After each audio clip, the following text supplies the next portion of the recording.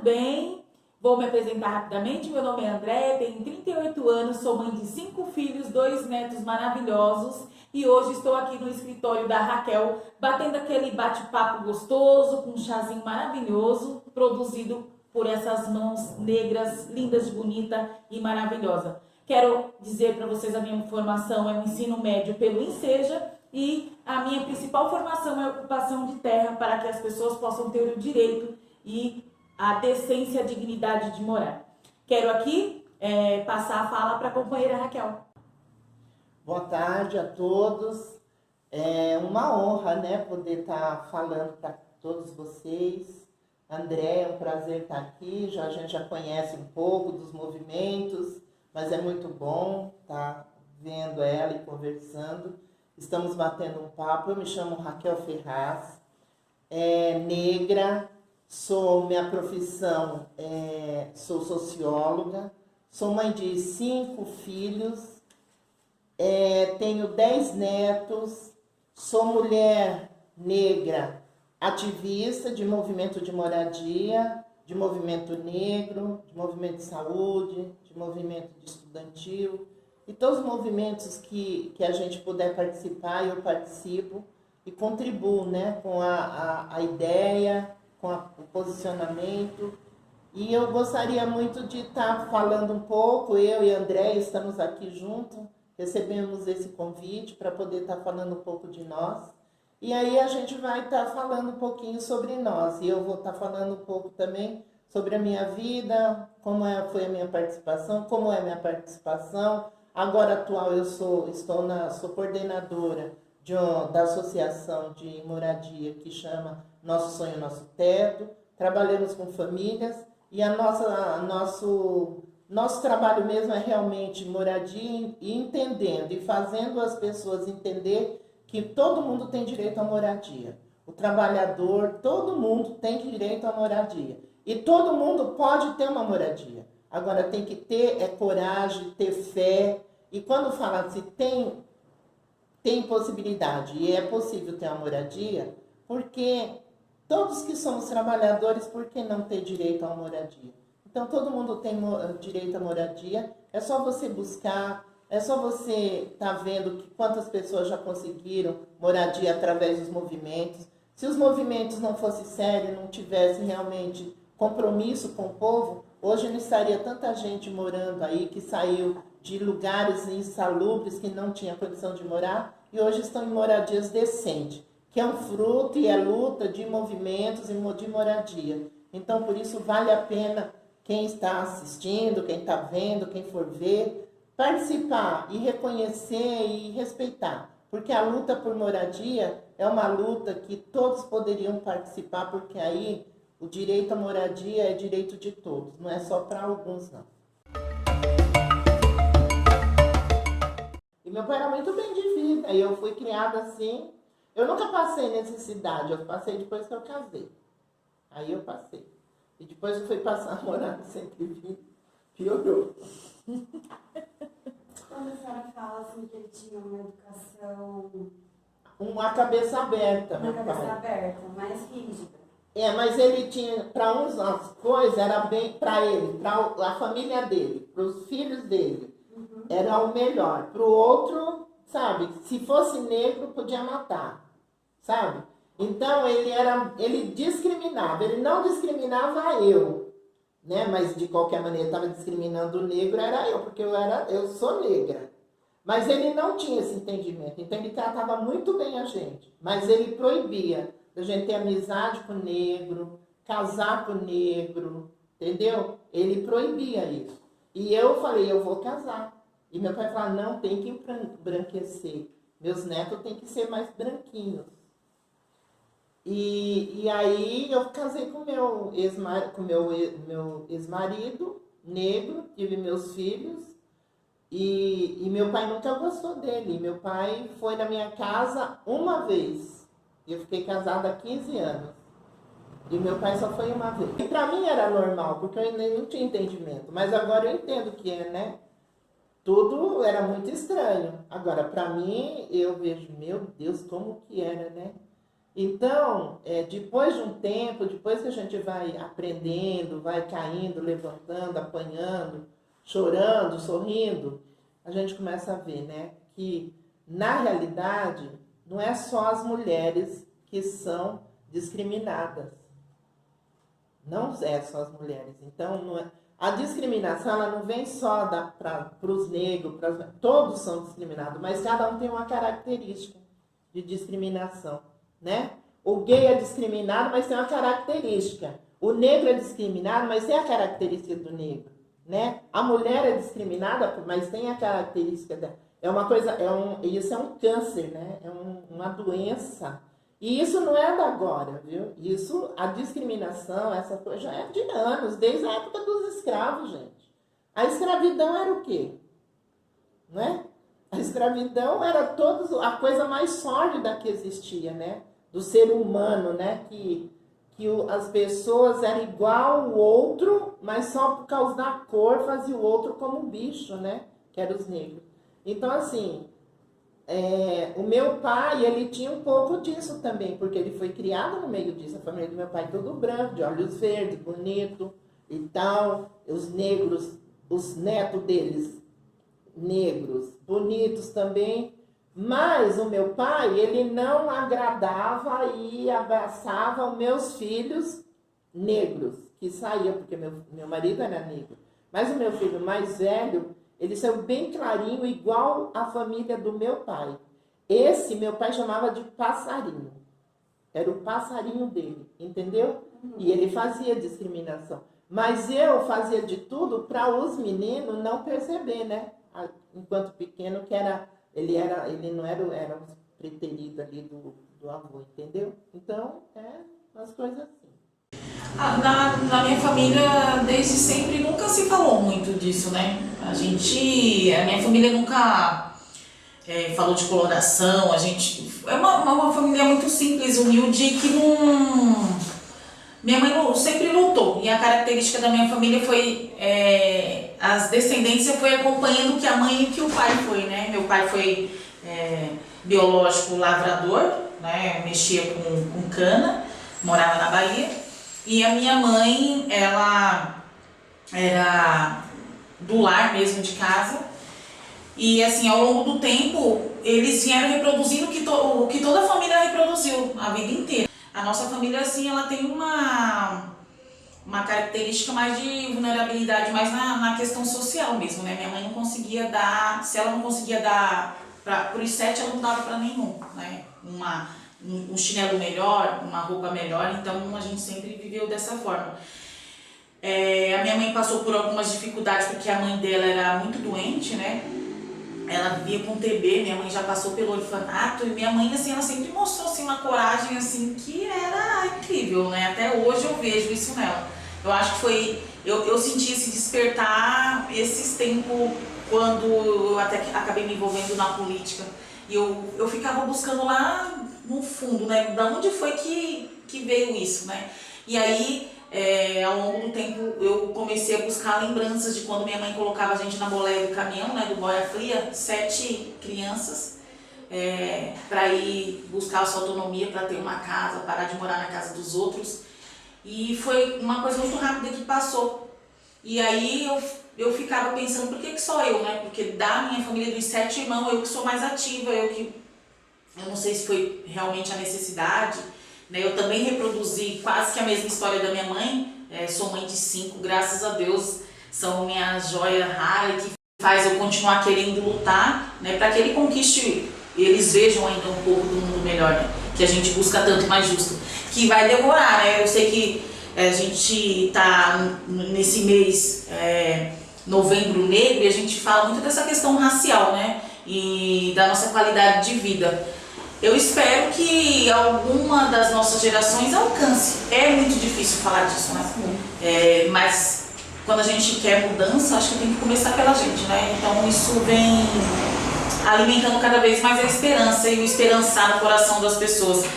Mas geralmente eu sempre penso que a gente tem que dar um passo atrás da nossa vida para entender o que foi os nossos antepassados, por que a gente tem que respeitar eles também, reproduzir. eles têm história, né?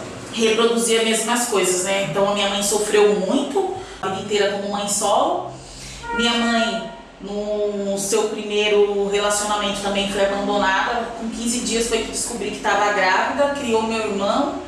E tem uma passagem dela que ela conta, que foi a relação dela com meu pai, que eu acho que me chama muita atenção, quando ela já desesperada, a mãe internada, e ela passando fome, e a família para ser despejada. Ela sentou no banco da praça e falou: "Ô Senhor, me manda nem que seja uma pessoa com mais idade, né, para cuidar da gente." Então, assim, porque aquele tempo não tinha essa questão de uma pessoa com mais idade, tá? Uma pessoa mais nova. Não, era tudo normal. Era tudo normal, era tudo pacífico.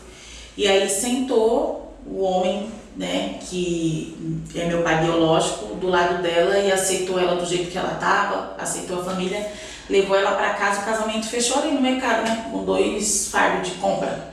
E isso retrata muito a violência que nós mulheres sofremos, né? Às vezes a gente se sujeita a tudo para sair daquela prisão, né, que é a fome.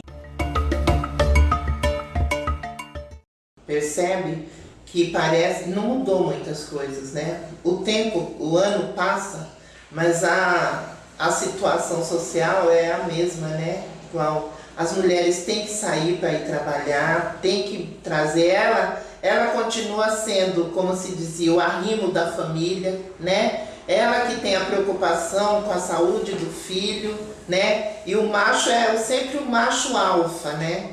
Então as mulheres, desde a época do descobrimento da invasão do Brasil, né, as mulheres já eram assim, né? E aí eu fico pensando, então, em toda a minha vida, e a gente, igual você falou, a gente tem que voltar atrás mesmo. E aí eu fico pensando, nós ainda não nos libertamos de tudo. Porque a gente foi criado com uma sociedade de discriminação de tudo, de nada, não é assim, o que é perfeito, o que é bom é só quem é loirinho, quem é branco, quem é rico, né? Tem que morar numa casa bonita, tem esses padrões, né? E aí vai incutindo, mesmo que a família da gente, né, vem de raízes, né, bem humildes e de trabalhadores mesmo, mas a gente fica com isso embutido e fica olhando, né? Então, por isso que será que é isso? Acho que tá certo isso. Tem hora que muitas vezes a gente até acha que, não, eu acho que a gente tem que ter dinheiro mesmo para ter alguma coisa na vida, né? E aí o sistema capitalista induz isso também, né? Então, nós vivemos uma opressão e o povo oprimido não percebe isso. E eu acho que então já não vai mudar, eu acho que vai muito difícil, porque está enraizado, é uma coisa que é enraizado, né? O capitalismo empurra para um lado e a sociedade vem, uma parte da sociedade vem empurra, e aqui no meio é uma pirâmide, né? A pirâmide. E a pirâmide aqui de baixo é os negros, é as mulheres, é os homossexuais, é os favelados, é o povo de sem terra, é o povo que não tem moradia, tá tudo aqui. E o topo tá lá em cima, aqui olhando para baixo, jogando casca de banana, né? E ainda tem que falar que tá bom, né? Que tem um ditado que fala, né? Tem gente que tá comendo a casca, não sei o que, né? E aí, eu imagino, na minha análise, eu imagino e eu vejo que ainda falta muito. Eu acho que os netos dos meus filhos é que vai poder presenciar um pouquinho de mais liberdade e igualdade. Igualdade social, igualdade racial, porque a cor de pele não muda a raça.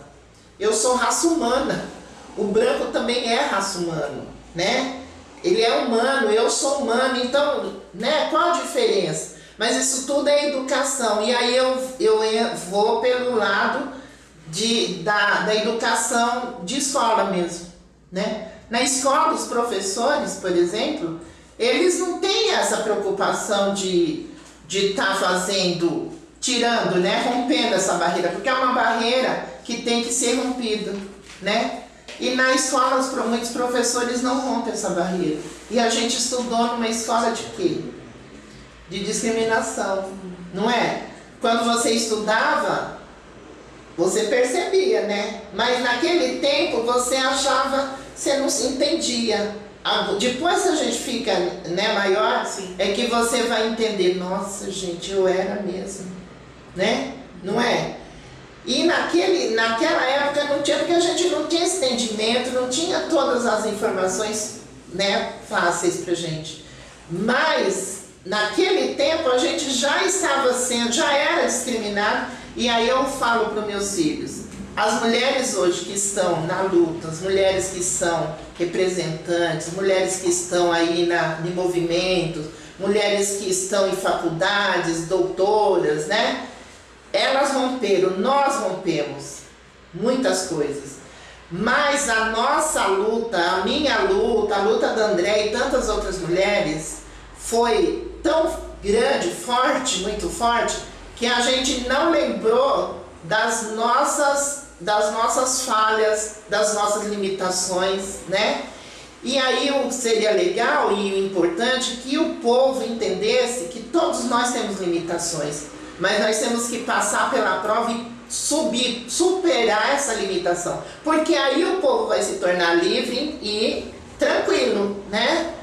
Porque senão vai ficar muito difícil. Mas nós temos contra quem? Nós contra quem? Olha, contra nós tem o quê? A educação, né? A educação. A educação, ela é legal?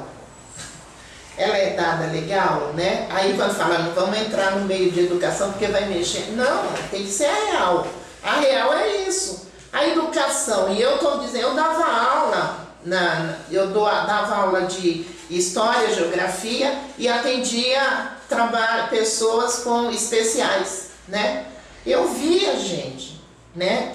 Por exemplo, o poder público não está preocupado com as suas limitações, com quem está lá dentro da escola, o negro que tem dificuldade para aprender, o negro que ele não aprende direito, porque ele já vem de uma discriminação, que é onde ele mora, da comunidade, que não sei. É um monte de coisa, gente, é uma coisa que parece polvo, sabe? Polvo. Ele tem vários tentáculos e vai pegando, e a gente lutando contra um gigante que nem pior do que o tal do Golias. Porque não há pedra que derruba esse gigante. Porque tá onde esse gigante? Tá lá no meinho, lá ó, no governo, né? Porque a gente, né? De lá, dá lá o topinho lá. Vem e vai, ó. Esse tentáculo vai aqui, agora é a hora de quê? Aqui, os negros tá com muita, vamos aqui. As mulheres, vamos aqui. Ele falava assim, meu pai falava, me sentava do lado dele, ou às vezes no colo dele, pequena, eu me lembro, e ele falava, Raquel, você é negra. Olha, a fala do meu pai era essa. Você é negra, mulher, por isso que eu falo que ele tinha uma visão, sabe, bem aberta para o tempo dele. Você é mulher, é negra, e você precisa estudar. Você tem que estudar. Porque se você não estudar, você vai ser igual a tua mãe. Você vai ter que lavar a roupa dos outros, vai ter que limpar a casa. Então, assim, ele casou com a minha mãe, mas minha mãe já tinha, não servia porque era doméstica, né? Então, ele casou com a minha mãe, mas não aprovava, né? Então, quer dizer, uma pessoa doméstica não é digna é um trabalho, é uma profissão também. Mas ele falava assim, e ele falava para mim, e ele sempre falava que eu era negra e eu precisava estudar. E na escola ele falava, você precisa saber mais do que os outros. Então você tem que saber mais do que os outros, porque você é negro. O meu irmão é bem clarinho, e a minha outra irmã, nós somos em 3. E minha irmã é bem clarinha. O meu irmão, ele não falava isso. Ele falava para mim. Porque o meu pai, ele discriminava, mas ele podia discriminar, ele não podia não discriminar eu, mas ele discriminava o outro. Mas ele não queria que os outros me discriminassem. Então, na cabeça dele, ele entendia o quê? Não, ela tem que estudar. Ela tem que estudar. E meu pai sabia ler, escrever, e naquele tempo quem sabia ler e escrever era o rei da cocada preta, né? Porque como diz o ditado. E aí meu pai falava que eu precisava estudar. E eu sempre fui de ler muito, estudar e ler muito. E assim, e aí eu comecei meu pai sem querer, e eu acho que foi criando um amadurecimento na minha cabeça, e eu falava assim, gente, eu preciso estudar. Então, aquilo foi igual um filho, né, Flávio? Você todo dia fala, ó, você tem que comer arroz, você tem que comer arroz, você tem que comer arroz. O dia que ele não come arroz, ele fala, nossa, mas eu tenho que comer arroz, né? Então, meu pai colocou isso na minha cabeça, sabe? Então, até hoje, eu sou uma pessoa que eu leio muito.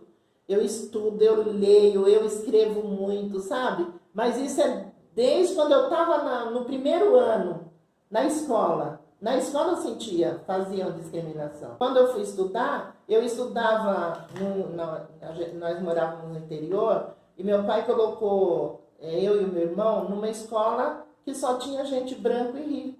Uma escola em Tupã, ficava numa praça, a escola, chamava Partira, lá em Tupã, ainda existe, tá lá. E nessa escola só tinha eu de negra, só eu. Então, as minhas notas tinham que ser a melhor, a minha roupa tinha que ser a mais limpa, eu tinha que ser a melhor da classe, e tudo eu tinha que ser a melhor, porque meu pai falava que eu tinha que ser a melhor. Então, veja só, né? Que eu não... Você internalizou isso. Isso, de repente, se eu não tivesse colocado isso, hoje eu seria bem diferente, não é? Mas isso foi porque desde criança vai falando. Agora, uma coisa que meu pai falava e eu não conseguia fazer era disputar, mas ser melhor do que o outro já era uma disputa, não é? E aí, primeiro ano eu nunca repeti, ganhava tal de medalha de honra, mérito, nunca repeti de ano, sempre passei, não sei o quê. E isso era a felicidade do meu pai. A minha irmã e o meu irmão poderiam até repetir, mas eu não poderia, porque eu era negra. Mas naquele tempo a gente não entendia. Depois que a gente vai crescendo, é que vai entendendo, né?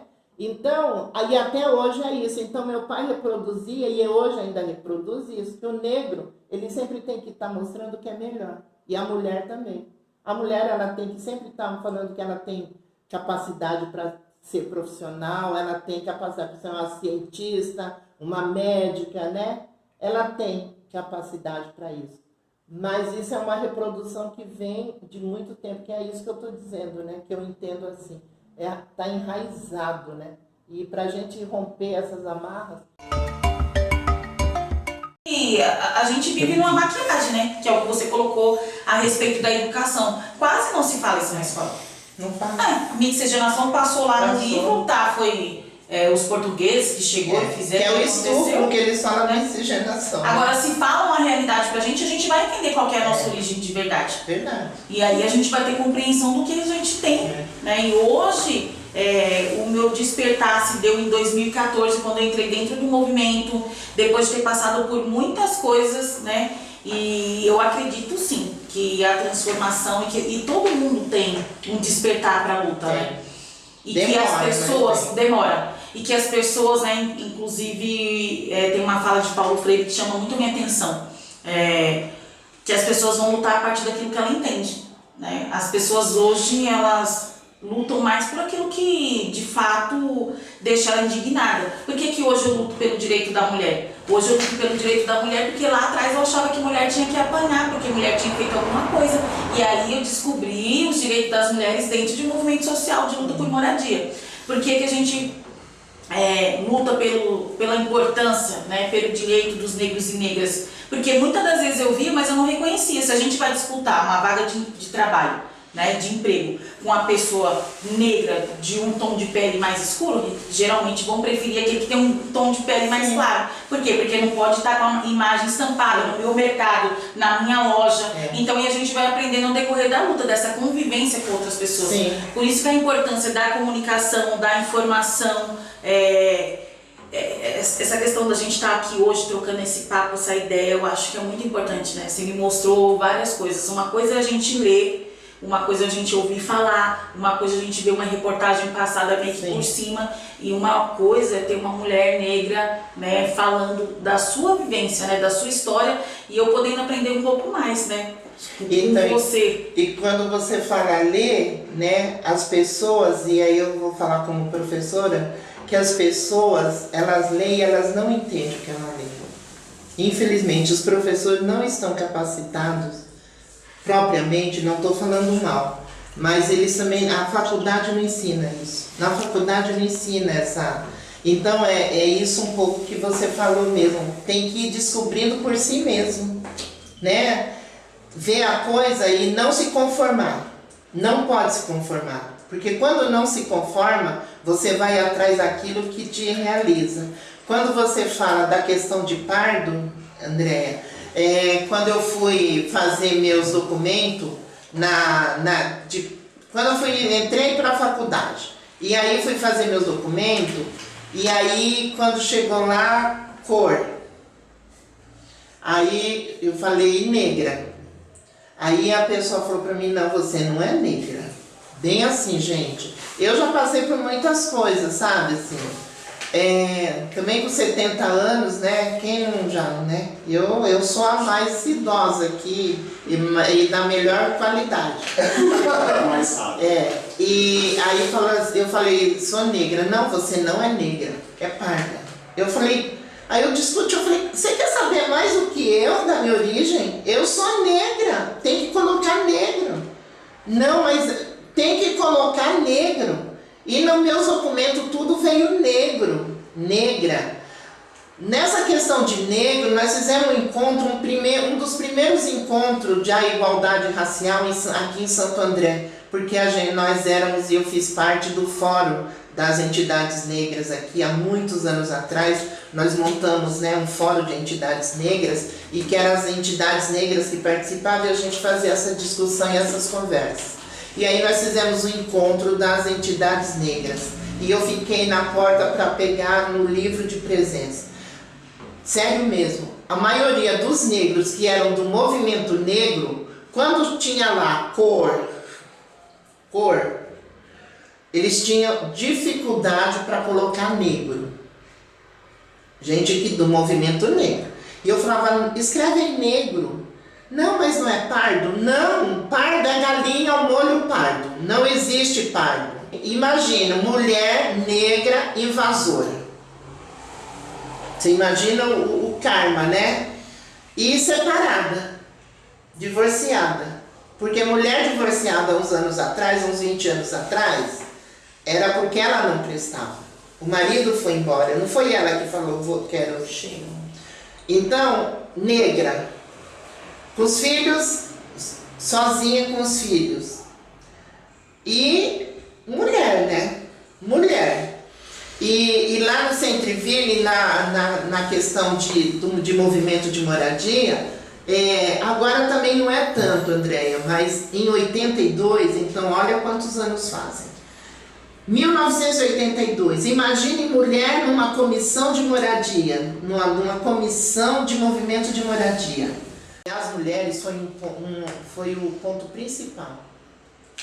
Eu até vou até ser um pouco, como diz o outro, convencida que a luta do Centreville, ela foi realizada com muita luta, com muita força, mas as mulheres teve um papel principal. Tanto que muitas mulheres no Centreville não estavam entendendo que a participação dela naquele movimento, ela estava tomando a sua posição de mulher. E muitas eu acho que até agora não entenderam ainda. Mas, através da necessidade que a gente precisava, nós fizemos com que a mulher tivesse um papel. Porque quando vinha a polícia, quem ia para frente eram as mulheres. As mulheres que iam para frente. Porque uma coisa é o guarda, o soldado descer o cacete no homem, né? Outra coisa era a mulher com filho, né? Eu fui para frente de polícia e muitas outras mulheres com meu filho Emerson no colo. E a polícia assim, ó, e eu com o Emerson aqui, e um monte de mulheres para não deixar a polícia entrar. E os homens estavam onde? Os homens estavam se organizando para outro enfrentamento. O movimento também ele educa, ele abre a mente, né? Ele fortalece a gente. Eu, por exemplo, hoje eu me considero uma mulher forte, nada me abala. Se a pessoa me chegar em mim, e já chegou, e falar o que for e xingar e falar qualquer coisa, para mim não me abala. Porque eu sei quem eu sou. Você sabe quem você é. A pessoa pode chegar, falar que você é isso, mas você sabe, você achou a sua identidade, né? E é isso que está faltando em muita gente, né? Porque justamente vai fazer 12 anos que o pai dos meus filhos faleceu, acidente de trânsito, foi assassinado, e faz dia 26, né? Dia 26 de dezembro faz 12 anos. E aí acho que essa época mexe muito comigo. Emotiva muito, né? E assim, tudo se deu por conta de eu perder ele. Eu achava que ele era a estrutura da casa, né? E eu não tinha um entendimento porque eu trabalhava, tomava conta dos filhos. Jornada tripla. Ou até mais, ó. Eu trabalhava de segunda a sexta, das 7 às 5. E aí o meu horário era totalmente diferente dos trabalhadores. Eu era a única trabalhadora mulher lá.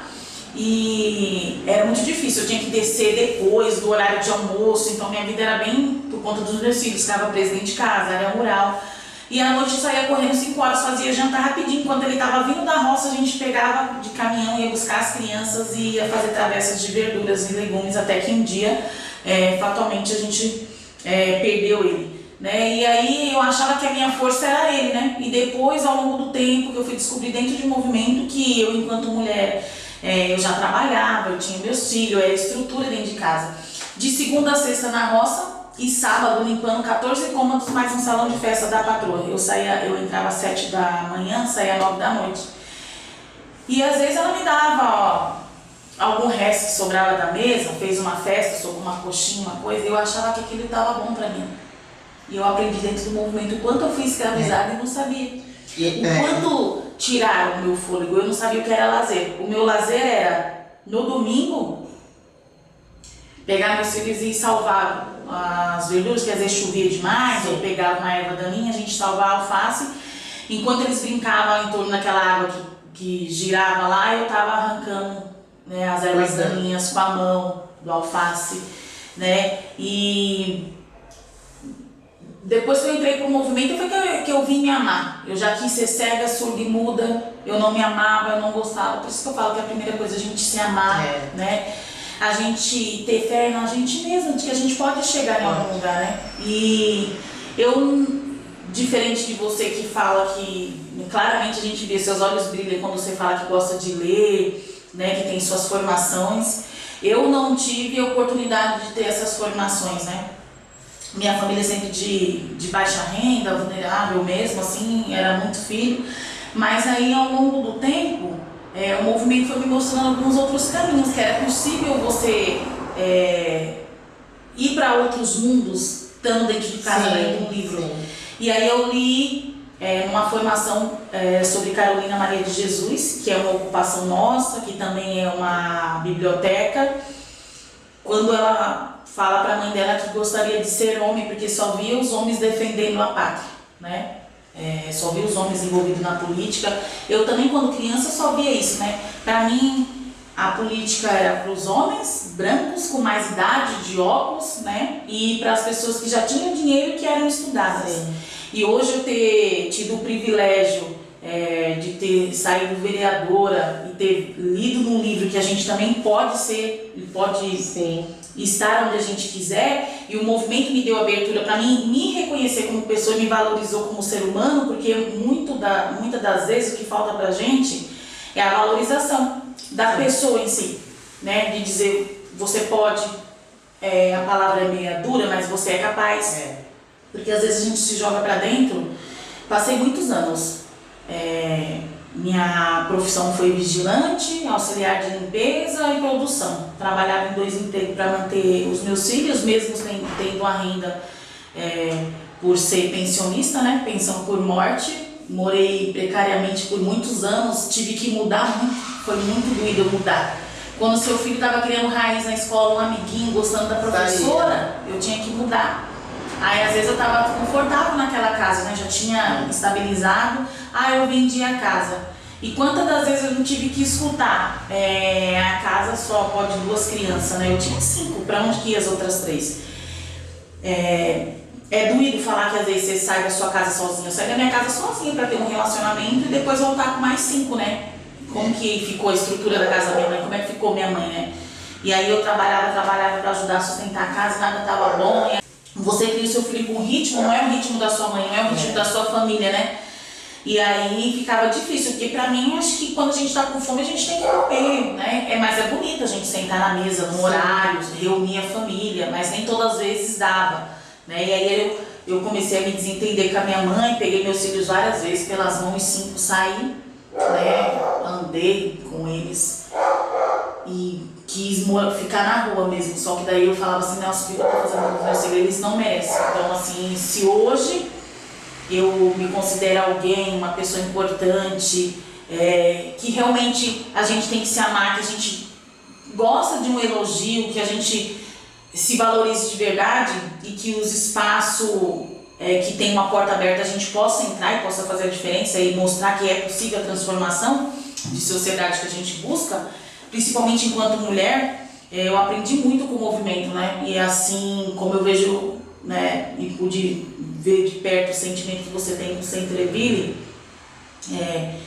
é aquilo, a gente nasce. Eu nasci dia 3 de maio de 2014 no MTST, né, quando eu decidi ficar na ocupação. Eu nasci em 16 de julho de 82. Então a gente faz aniversário 2 vezes, né? Você tá fazendo uma data aí que eu fiz 38, você tem quase 39 anos, né? De movimento. Então você é uma mulher brilhante, é uma joia rara, é uma pérola negra que tem que continuar brilhando e mostrando pra gente o caminho do bem, né? Porque assim, vocês e as pessoas que já tombaram na luta, hoje nos permite estar aqui falando, né? E que outras pessoas também, a gente possa empoderar outras mulheres, porque a luta, gente, pra quem não conhece, é cansativa, é árdua, não é fácil, né? Muitas das vezes é os nossos filhos que ficam em casa pra gente tomar conta dos filhos dos outros, né? Muitas vezes a gente alimenta os outros pra depois a gente se alimentar, então é uma roda viva e o que a gente tá passando agora nesse momento com esse terrorista no governo aí, mostra cada vez mais que a gente tem que estar unida, né?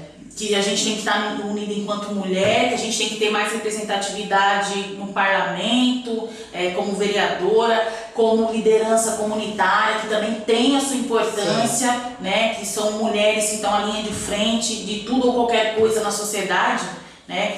O MTST hoje é composto por 80% de mulheres de linha de frente, né? São mulheres linha de frente, né? Eu vejo nós na batalha de estar dentro do Conselho Municipal de Habitação, que também não é uma coisa fácil, não é uma coisa fácil lidar com o ser humano, né? Muitas das vezes a gente é apontada enquanto mulher, né? E a gente pede também que as nossas mulheres tenham sororidade com as outras, para que a gente possa caminhar junto. Nas ocupações, nas câmeras de vereadores ou em qualquer outro lugar existe machismo, né? Se não aquele escroto que todo mundo consegue enxergar, mas aquele velado, né? O patriarcado tá aí. Basta nós mulheres adentrar essas portas, né? E ocupar nossos espaços e começar a apontar o dedo, né? Para quebrar a barreira, para quebrar esse estereotipo que está na sociedade encalacrada de que nós tem que estar pilotando fogão. Não, eu tenho plenas condições de pilotar um avião, de pilotar o livro da nossa vida, né? Nós não somos bombeiro, nós somos meio uma utilidade, né? Nós mulheres podemos estar no lugar que a gente quiser e fazendo da nossa vida o que a gente quiser. É muito bom, né, ter essa liberdade de ser quem a gente quiser, sem medo, e isso é libertador. A luta é árdua, mas vale a pena, né? E deixar um recadinho para todas as mulheres, né? Dizer aqui que tem 2 mulheres mega empoderadas aqui. Eu vou sair daqui. E negras. Olha, com uma satisfação imensa de ter conhecido um pouquinho mais da história dessa guerreira, mulher negra, maravilhosa. dizer para as companheiras que o principal de tudo também é a gente se amar. E a gente vai carregar essa paixão pro resto da vida.